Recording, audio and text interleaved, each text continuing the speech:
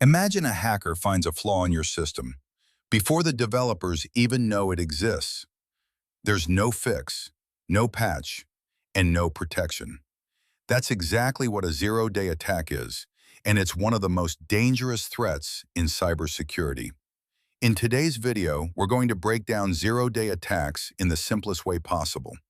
By the end of this video, you'll clearly understand what a zero-day vulnerability actually is, how zero-day attacks work in real scenarios, why they are considered so dangerous in cybersecurity, and how organizations try to defend against them. So make sure you watch till the end, because this is one of the most important concepts in modern cyber threats. If you find this video helpful, make sure to like, share, and subscribe to Adaptivids for more cybersecurity content. What is a zero-day? Let's start with the basics. A zero-day vulnerability is a security flaw in software that is unknown to the developer.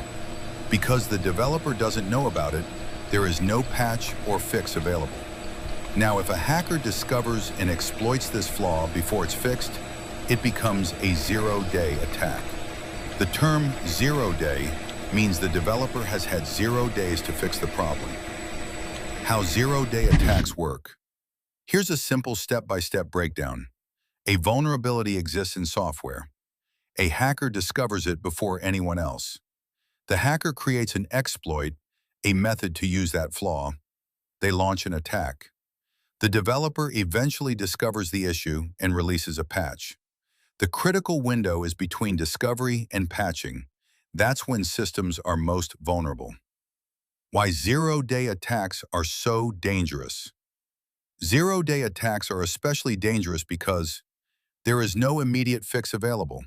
Traditional security tools may not detect them. They can target widely used software. Attackers have a major advantage. This makes them highly valuable and often used in targeted attacks or cyber espionage. Real-world examples. Zero-day attacks have been used in some major cyber incidents. For example, attackers have exploited zero-day vulnerabilities in operating systems and browsers. These attacks have targeted governments, companies, and even everyday users. These cases show how powerful and damaging zero-day exploits can be. How to protect against zero-day attacks. Even though zero-day attacks are hard to stop, there are ways to reduce risk. Keep software updated regularly. Use advanced security tools, behavior-based detection. Limit access and use least privilege principles. Monitor systems for unusual activity. Use threat intelligence and security patches as soon as they are released. The goal is not just prevention, but early detection and response.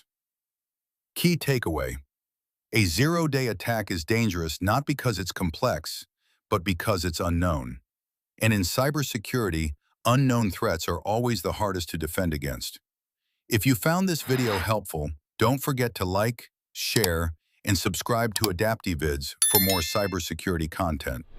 Stay informed, stay secure, and I'll see you in the next video.